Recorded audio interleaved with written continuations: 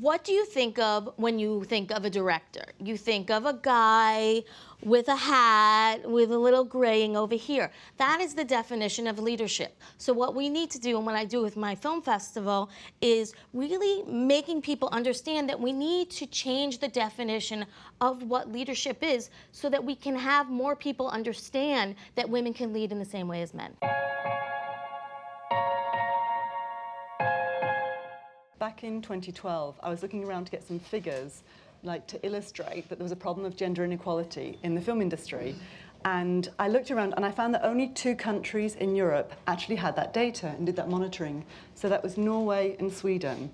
And so it was clear to me that it was really important to get some statistics, to get some figures, to be able to say there's a problem, because otherwise, without the data, people can say, but things are getting better, it's going to be so much better in the future. Actually, no, it's not. But we needed to find the data to prove that wrong. There were 44% of female directing students. When it came to getting a job in the industry and being an active director, the figure dropped to 24%. And in the UK, actually, it's Directors UK also did a report recently, Who's Calling the Shots?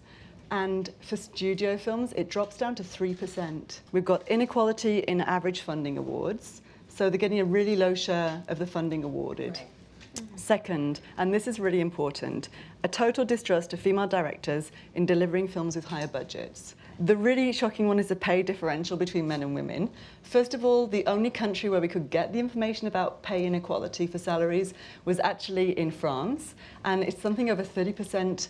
You get paid less if you're a French female director than a male female director. We did a sample year of 2013 for the study to see how well the female directed films were doing, and actually they did better across the board at international films at festivals than the male directed films. So the argument that more female directed films is like going to impact negatively on quality is just wrong. It's not only about equal pay, it's not only about equal pay for actresses, it's about trusting the vision of women and trusting the vision of, women composers and cinematographers and all up and down the food chain of the film business. There's still camera departments that are only men, where cameras now are quite small, and the days where, people said women couldn't carry cameras is over. I mean, there's really ingrained sexism at all levels of this business.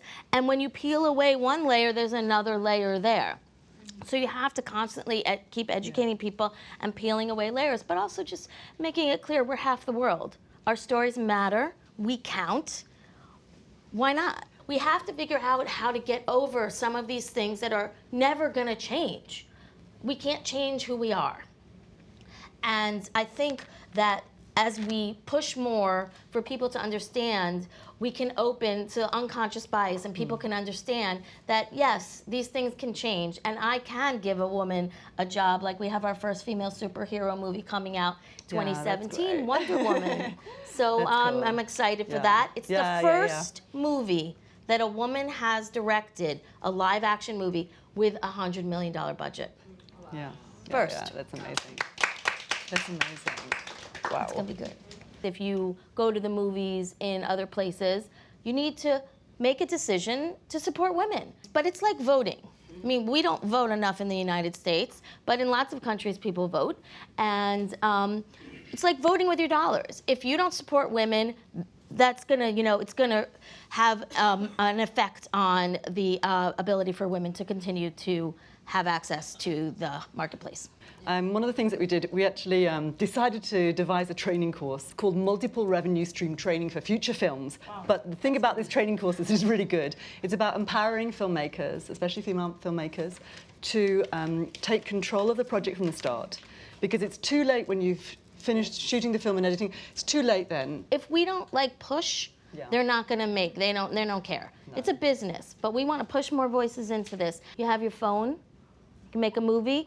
Tangerine was shot on an iPhone. I mean, the technology is there for you. If you have the passion to tell the story and you can write and you can do it, you should do it. There's no reason why you shouldn't. Enter your script into markets, enter your script into the blacklist so it gets analyzed, all those kinds of things. Your script needs to get exposure. So lots of people, lots of women, when they want to direct, they write, because that's the way that they can actually make their movie. But people have to see your script. So you got to get it out there and get it read and get people talking about it. Fake it until you make it.